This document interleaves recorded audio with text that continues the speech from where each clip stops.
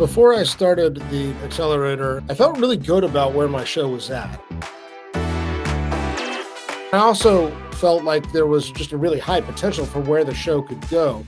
But there was kind of a swirl and mess of ideas in my head about how to grow it. You read these blog posts that have 50 different ways to grow your podcast. Really, the question for me was which tactic makes the most sense based on where my show is and what's going to be the biggest bang for my buck.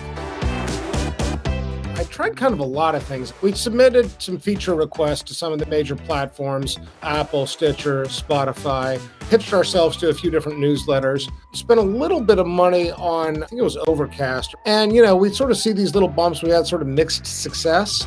We had reached out to a few different marketers, done a few one-off consultations that had pointed to a couple things, but then, we wound up sort of spinning our wheels more and feeling like we just weren't getting the full picture. We felt like we needed a deep dive somewhere, and we weren't really finding that exactly.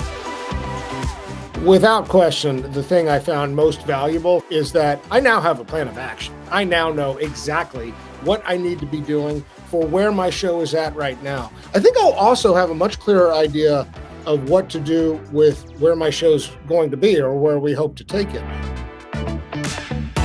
We've now been accepted for a couple of feature requests with Stitcher. We also have had two different newsletters feature our shows as worth knowing about. One of those came about because I was on Twitter and I saw somebody eliciting pitches and I felt like I just had the language at the tip of my tongue because of PMA for describing what my show is and why somebody should take the time to listen. And as a result of those features, both in Stitcher and in the newsletters, we have definitely seen an uptick in our listeners.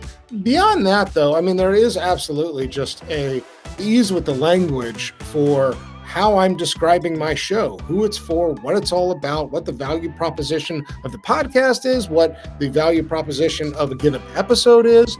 Just gives me a lot of direction for how I'm going to go about trying to get more listeners.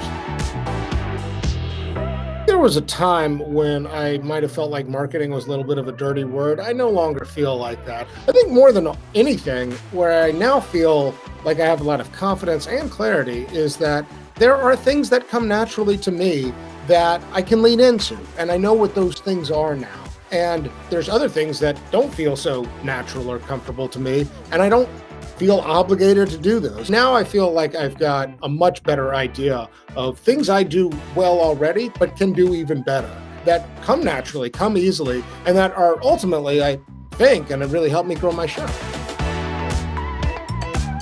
We all have blind spots. We all have things that we're just not seeing about what our show is, how it's being described, what its overall quality is. And there's really no substitute for getting a variety of feedback from experts and for other people in the Accelerator. To have, strangers look at your work and say, this makes sense and this doesn't. You don't get that anywhere else. Then having a plan of action for what to do about it, that's invaluable. That's invaluable. And it's hard to kind of get that anywhere else. There's just not a lot of spaces and opportunities to get honest feedback, supportive, constructive feedback, but that then translates into a plan of action.